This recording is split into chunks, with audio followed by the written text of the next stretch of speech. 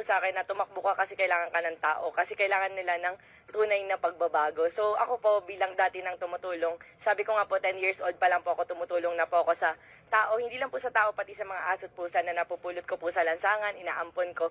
So hindi lang po ngayon ako tumutulong na kagaya po ng iba na dahil may kailangan, dahil eleksyon, tumutulong sa mga tao. Tapos pagkatapos, wala na, hindi na ulit magpaparamdam. So hindi po ako ganun, matagal na po. So ngayon po, dahil pinupush po nila ako na tumakbo ka kasi kailangan ka ng tao. Kaya sabi ko, siguro nga mas marami akong matutulungan kapag nakaposisyon na po ako. Pwede ba namin malaman kung sino itong nag-push o nag-udyok sa'yo?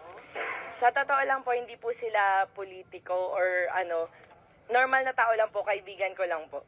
Ilang beses mo na itong tatakbo, Rosmar?